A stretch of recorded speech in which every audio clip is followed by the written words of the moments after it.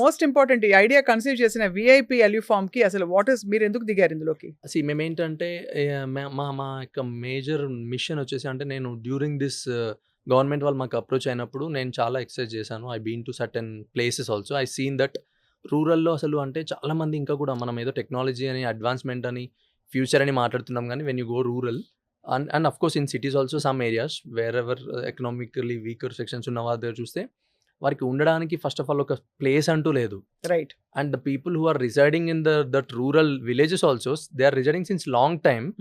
They are having some certain small piece of lands wherever it is there, but still వాళ్ళకి ఒక పక్క ఇల్లు అంటూ లేదు. ఇంకా గుడిసెల్లో ఉండడము, రేకుల్లో ఉండడము, అవన్నీ నేను చూశాను. అరే అసలు ఏంది మనం అంటే ఇప్పుడు ఎర్లియర్ విఐపి ఎల్యూఫామ్ ఏం చేస్తుండేది, హై రైజ్ బిల్డింగ్స్ కట్టాము మేము, విల్లాస్ కట్టాము, ఎన్నో ప్రాజెక్ట్స్ చేసాం మేము హైదరాబాద్లో, పెద్ద పెద్ద బిల్డర్స్కి చేసాము. కానీ అసలు ఈ టెక్నాలజీ అంటూ వీరికి కాదు కదా. అంటే అఫోర్డబుల్ పీపుల్ ఎప్పుడైనా అంటే అఫోర్డ్ చేయగలిగిన వాళ్ళకి ఏదైనా అందుతుంది. Right.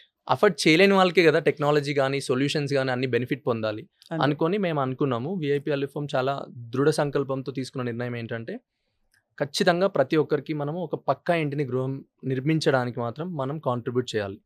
So mission for housing for all అనే ఒక మిషన్ని మేము పెట్టుకొని ముందుకెళ్తున్నాం.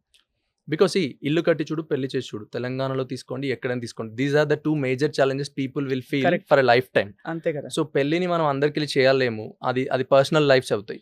బట్ ఇల్లు కట్టడం అనే దానిలో మాత్రం యూ కెన్ కాంట్రిబ్యూట్. ఖచ్చితంగా ఐ థింక్ చాలా మనం అన్నట్టు భారతదేశ ముఖ చిత్రం మార్చడానికి ఇది ఒక అవకాశం.